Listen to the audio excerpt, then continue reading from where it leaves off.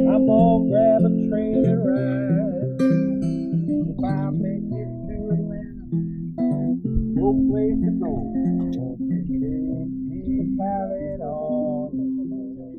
So now we're fairly back to normal at the site after everything we had going on with the open day over the weekend. I thought I'd give you a video just to show you trench by trench and structure by structure where we are and what we've been getting up to over the last few days. So we'll start with structure 1. Over the last couple of days the team have made really good progress with the first sections of that wall that they're taking apart. As I've said before, it's a huge process, very complicated, and requires a lot of attention with regards to spotting Neolithic art and things that can crop up in these walls. It won't take too much longer, I'm sure. Structure. At one point you could go in there through here, and then you couldn't. Yeah, it's a really interesting decision to change the way that you can approach a structure or use a structure in terms of the internal space, isn't it? And of course I'll keep you updated with all of the progress that Structure 1 are making with this wall as the season goes on. Now in Structure 12 it's a slightly different story. Linda and Jan are sampling one of the hearths, and we're going to 100% sample that to make sure that we can ascertain any kind of charred remains, any kind of dating evidence that we may be able to retrieve from that material. And of course Structure 12 is where we had that beautiful butterfly motif decorated stone, and we'll bring you a little bit more of that over the next couple of days.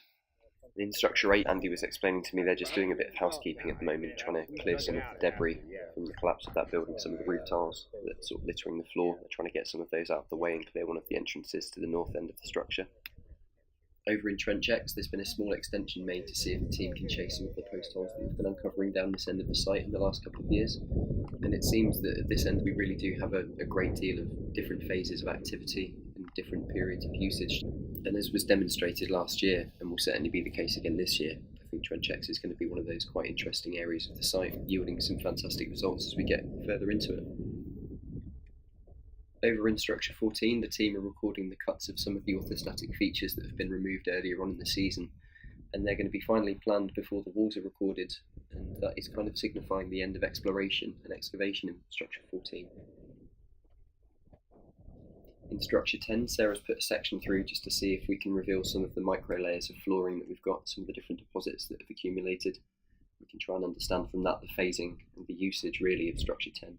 And that's certainly going to prove interesting as we continue to look at Structure 26 and the relationships between that, Structure 10, Structure 12, and the different phases of activity and building that were going on in this corner of the site.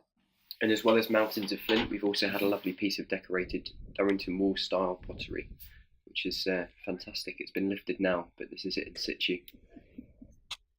So on Tuesday afternoon I took a little wander down to Trench T just to lend a hand for a bit, and it wasn't long before Katie and I came across this lovely end scraper that was just poking around in some soil that we'd been shoveling. Could have easily missed it, but luckily it was just laying on the surface, and as you can see it's a gorgeous piece. It's got some really pronounced fissures and a really nicely pronounced bulb of percussion as well. The colour of the flint is interesting in terms of the source because it's not a common resource here in Orkney. But in the Neolithic, flint like this was probably being imported at least from mainland Scotland, if not further away in the UK.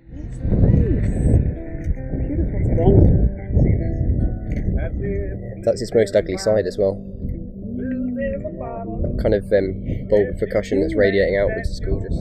So hopefully that's everybody caught up on what we've been getting up to over the last few days. So keep an eye out for the next video, and thanks again for watching.